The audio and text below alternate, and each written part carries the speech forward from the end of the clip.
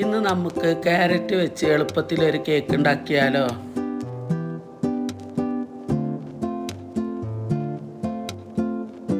അതിനു വേണ്ടി 4 ക്യാരറ്റ് എടുക്കണം. അത് തൊലി കളഞ്ഞ് വൃത്തിയാക്കിയതിന് ശേഷം ഗ്രേറ്റ് ചെയ്ത് എടുക്കാം. ഇനി ഒരു പാൻ അടുപ്പിലേക്ക് വെച്ച് 1/2 കപ്പ് പഞ്ചസാര ഇട്ട് കാരമൽ ചെയ്തെടുക്കണം. പഞ്ചസാര കാരമലായി വരുമ്പോൾ 1 ടീസ്പൂൺ ചൂടുവെള്ളം ഒഴിച്ചു കൊടുക്കണം. ഈ കാരമൽ ചെയ്ത പഞ്ചസാരയിലേക്ക് നമുക്ക് നേരത്തെ ഒരു ക്യാരറ്റ് ഗ്രേറ്റ് ചെയ്ത് മാറ്റി വെച്ചിട്ടുണ്ട്, അത് ഇട്ട് കൊടുക്കാം. കൊടുത്ത് നല്ലപോലെ മിക്സ് ചെയ്തിട്ട് അതവിടെ ചൂടാറാൻ വെക്കണം.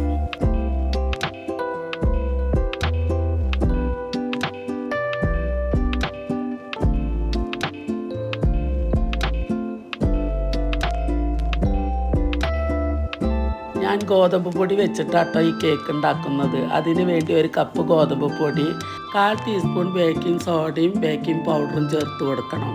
ഇത് നല്ലപോലെ അരിച്ച് ബൗളിലേക്ക് ചേർത്ത് കൊടുത്ത് നന്നായി മിക്സ് ചെയ്ത് മാറ്റി വയ്ക്കാം.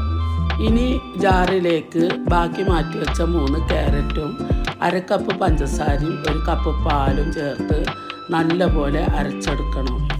ഇനി മിക്സിലേക്ക് 1 നുള്ളു ഉപ്പ്, 3 കോഴിമുട്ട, 1/4 teaspoon vegetable oil, 1 teaspoon vanilla essence ഒഴിച്ച് നന്നായി പതഞ്ഞ് വരുന്നത് വരെ അരച്ചെടുക്കണം. ഇനി ഒരു ബൗളിലേക്ക് നമ്മൾ അരച്ച് വെച്ച മിക്സ് ചേർത്ത് കൊടുക്കണം. അതിലേക്ക് നമ്മൾ നേരത്തെ കാരമൽ ചെയ്ത ക്യാരറ്റ് ഇട്ട് കൊടുത്ത് നല്ലപോലെ മിക്സ് ചെയ്യണം.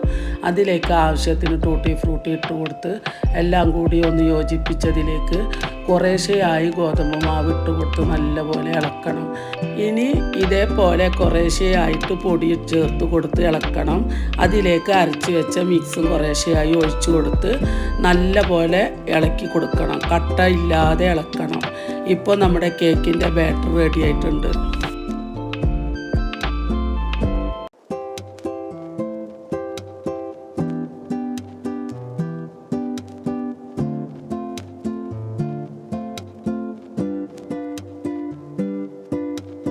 ഇനി ഒരു സോസ് പാനിലേക്ക് കുറച്ച് ബട്ടർ തടവി കൊടുത്ത് അതിലേക്ക് കേക്കിൻ്റെ ബാറ്റർ ഒഴിച്ചു കൊടുക്കാം.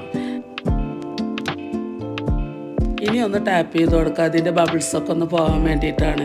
ഇനി ഇതിന് മുകളിലേക്ക് കുറച്ച് ടൂട്ടി ഫ്രൂട്ടി ഒക്കെ ഇട്ട് ഒന്ന് ഡെക്കറേറ്റ് ചെയ്യാം. ഇനി ഒരു പഴയ ചട്ടി വെച്ച് ഒന്ന് പ്രീ ഹീറ്റ് ചെയ്തെടുക്കാം.